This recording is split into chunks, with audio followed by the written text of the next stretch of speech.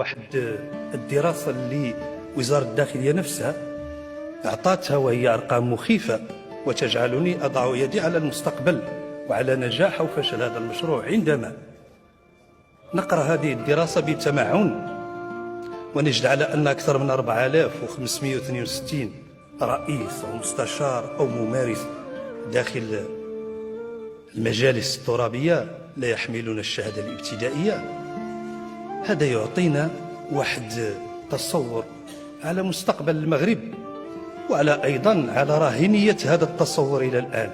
لماذا نحن دولة لا تتقدم كثيرا، تفرح في الرياضة وتنتكس في السياسة؟ لماذا؟ بهذه النخب تسامبلون.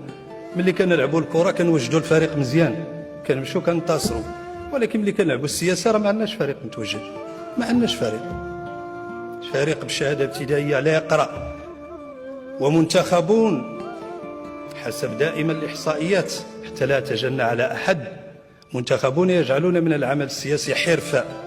العمل السياسي ليس حرفة، العمل السياسي هو عمل تطوعي يجب أن يحضر فيه المصلحة العامة فوق كل اعتبار، ويجب أن لا يكون للارتزاق ولا للاغتناء. مجال الاغتناء معروف، تجارة، الممارسات الحرة، المهن الحرة، ولكن مجال السياسة كما تفهمه الدول الغربية هو مجال للعطاء والتضحية وليس مجال للاغتناء. نحن هنا الآن لازمنا كنخب لم نتجاوز هذا المفهوم. كل من دخل إلى مجلس يرى أول ما يرى مصلحته الخاصة، ثم بعد ذلك مصلحة الحزب، ثم بعد ذلك مصلحة الوطن.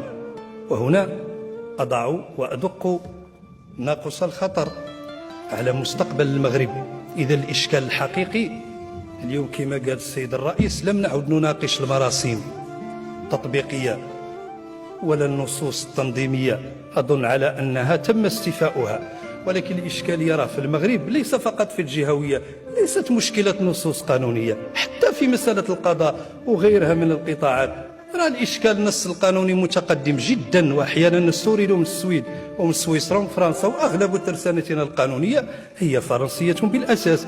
ولكن هل يمكن أن نقارن أنفسنا بفرنسا؟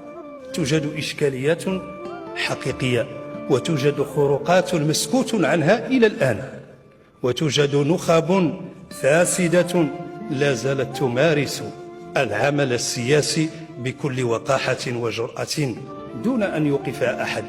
فإلى أين يتجه المغرب وفق هذه المسارات المتعددة؟ وأنا أتحدث ليس من منطلق فراغ فقط، أتحدث من منطلق واقع ممارسة جهوية لمدة 2 لم نتحرك فيها قيد أنملة بفعل عدم فهم النخب لطبيعة المرحلة، وبفعل غياب الدولة داخل بعض المناطق لمراقبة مسار هذه النخب وكيف تدرجت.